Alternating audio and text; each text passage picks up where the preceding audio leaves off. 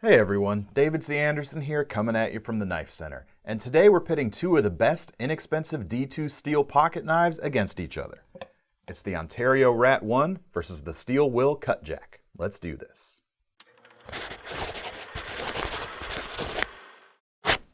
While the base RAT Model 1 features AUS-8 stainless steel, it's also available with the semi-stainless D2 tool steel. And it's in that configuration that is clearly in the sights of the newcomer, the Steel Will Cutjack, which also uses D2. D2 has been storming the entry-level segment of pocket knives lately, bringing a lot of edge retention to the table without breaking the bank. And both of these knives are priced right around $40 right now. Certainly a cheap price, but they don't feel cheap.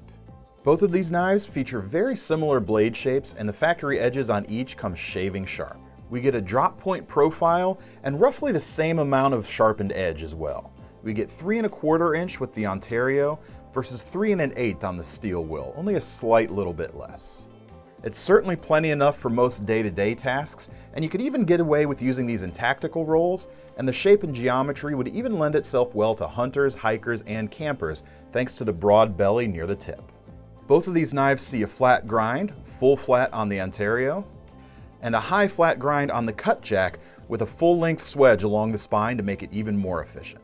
Both of these blades are right around 1/8 of an inch thick, and the Cutjack is ever so slightly slimmer when we put it on a micrometer. Combine that with the edge geometry and it makes them very precise and efficient slicers. To take advantage of that precision, the Cutjack features a large finger choil ahead of the finger tab so that you can choke up behind the blade and control it even better. Now the RAT-1 lacks a finger choil per se, but the design that features this wide ricasso and the front of the handle still provides enough flat spot for choking up much the same way as you would with a choil. Both of these knives feature bronze washers in the pivot for very smooth action. Now the Cutjack uses a flipper to open very smoothly. It's not quite as crisp as a good bearing setup, but still very satisfying.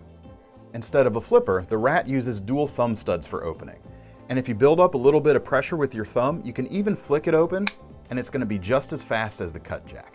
And between these two that are right in front of me, the RAT is actually even faster, but it isn't quite as automatic to use that motion, so you're going to have a little bit of a trade-off there.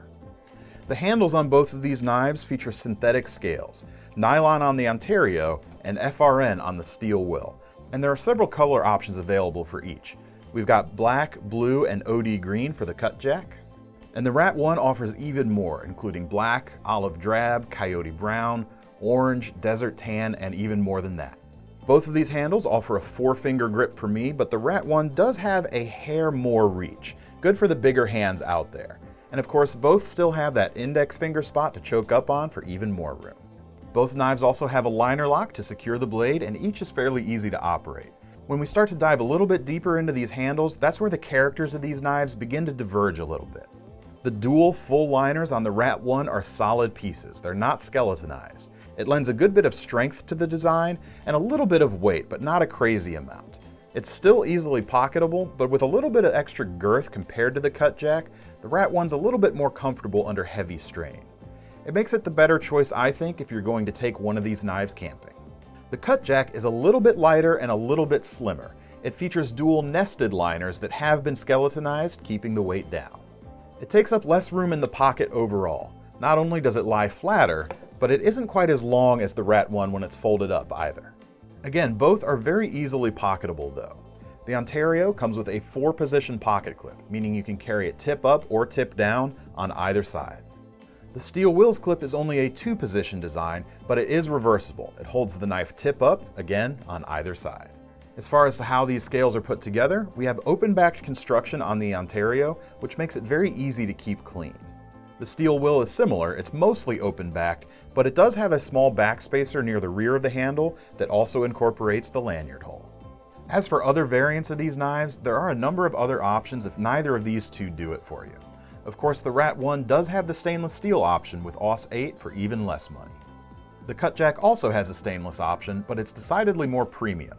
It's a full-on upgrade with M390 steel, in addition to G10 scales and a ball-bearing pivot. You can't get the RAT with a G10 handle, but you can get them in carbon fiber. And while none have a ball-bearing pivot, there are assisted opening versions of the RAT to speed things up. If these knives are a little bit too big for you, both of them feature a smaller counterpart as well. The Cutjack Mini and the RAT-2 feature 3-inch blades for a smaller package overall. As two of the most solid budget folding knives out there today, you really can't go wrong with the Ontario RAT-1 or the Steel Will Cutjack. Let us know which one you would choose in the comments. And in the meantime, to get your hands on one, you can click the link in the description to head over to knifecenter.com. Speed again, speed again, speed again, speed again, speed again. Let's see how much I can stretch it out. Maybe I'll do another one. Can't use that. You can use the first half. At least we'll have one thing to remember him by. One thing.